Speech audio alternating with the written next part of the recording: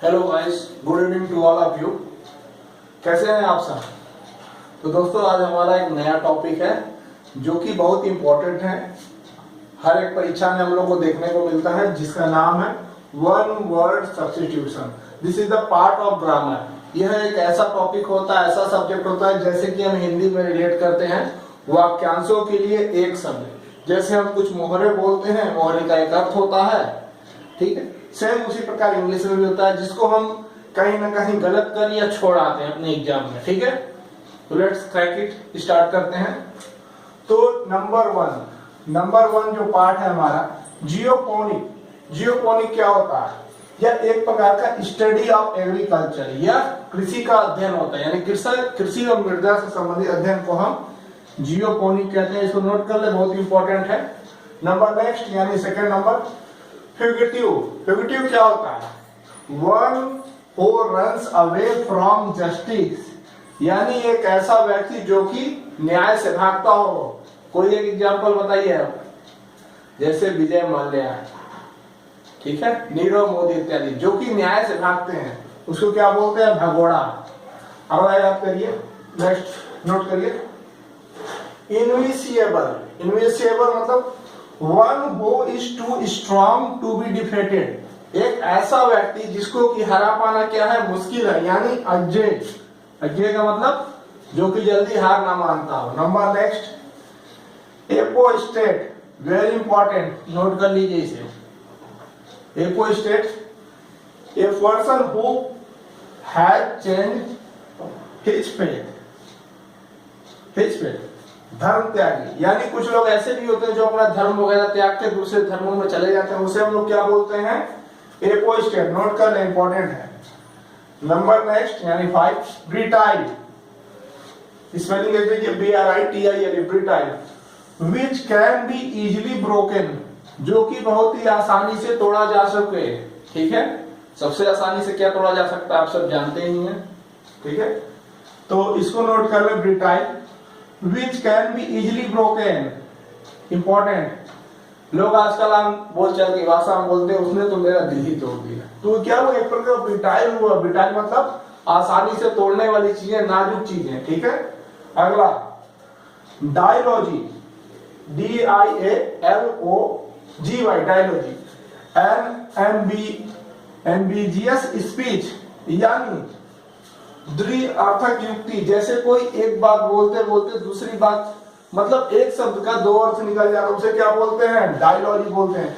जैसे कोई बोलते तुम दोहरे शब्द वाले बात बोलते हो, होता है कि डबल मीनिंग होती है, तो यानी द्विअर्थी को क्या बोलता है? डायलॉजी। ये भी इंपॉर्टेंट है, नोट करें। इस सारे के सारे पॉइंट ऑफ व्यू से देखा जाए तो इंपॉर्टेंट, जो कि बुक से बहुत ही मेहनत के बाद हमने ढूंढ के आपके लिए लाया। नंबर नेक्स्ट, डोटेज, DOTAG, डोटेज लिखिए, extreme old age when one behavior like a child, यानी 60 साल के बाद आदमी क्या होता है? सठिया जाता है, जिसको लोग बोलते हैं सठियाना या गतिशीलता।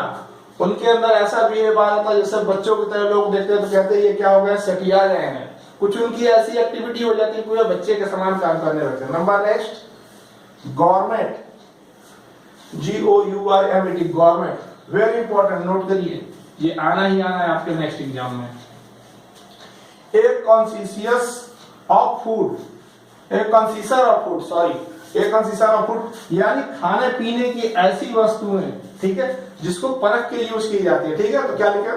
खाने पीने की वस्तु की परखी, यानी वो वस्तुएं जिसको हम पहले परख लेते हैं, ठीक है, गवर्नमेंट बोलते हैं। जैसे तमाम तरह के प्रोडक्ट आजकल मार्केट में आते हैं, जो कि पहले ही क्या होता है? गवर्नमेंट द्वारा अप्रूव रहते हैं कि ये भारत में खाने योग्य है, ठीक है। अगला, government, not a government, government, D, ध्यान देंगे आप। ये लवर ऑफ गुड फूड, देखिए यहाँ गवर्नमेंट आ गया, गवर्नमेंट आ गया, तो दोनों में A and D का फर्क है, ध्यान देंगे। ये लवर ऑफ गुड फूड, यानी अच्छे भोजन का शौकीन कौन होता है? देखिए इंग्लिश ग्रामर में तो ऐसा दिया ही है जैसे हमें आपको पढ़ाना है। ए गवर्नमेंट, इट मींस ऐसा व्यक्ति जो अच्छे भोजन का शौकीन हो, या उसे पेटू कहा जाता है, ठीक है। जनरली दोस्तों में यूज मत करिए गवर्नमेंट, बट इंपॉर्टेंट है। अगला है नेक्स्ट डेवोनेयर, DEVONER, डेवोनेयर। डेवोनेयर का अर्थ क्या होता है?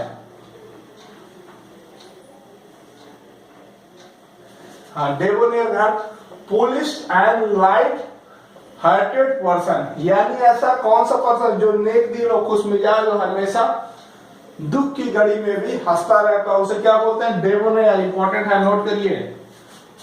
Number next narcissist. नर्सिसिस्ट का मतलब क्या होता है?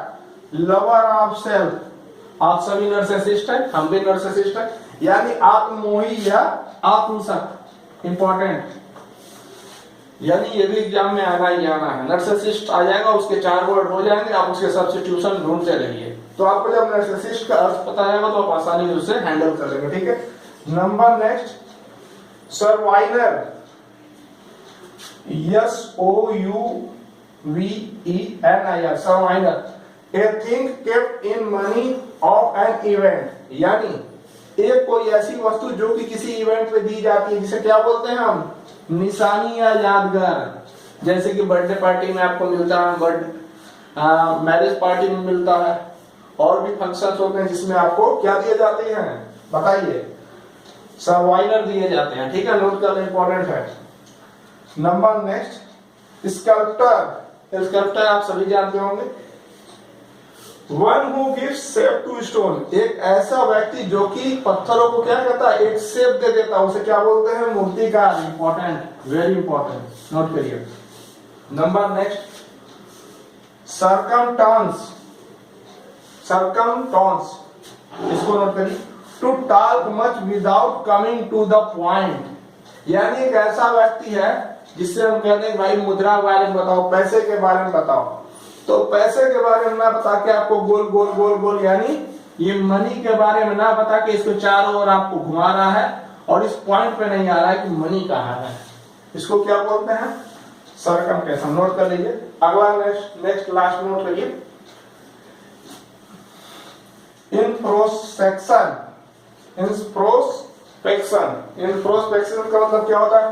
To examine one through and feeling, यानी आत्ममंथन। यानी आप हम सभी कभी खाली रहते हैं तो अपने में आत्ममंथन कहते हैं, उसको क्या बोलते हैं? इंट्रोस्पेक्शन। ठीक है, नोट करिए आप सभी। आगे बढ़ते हैं फिर।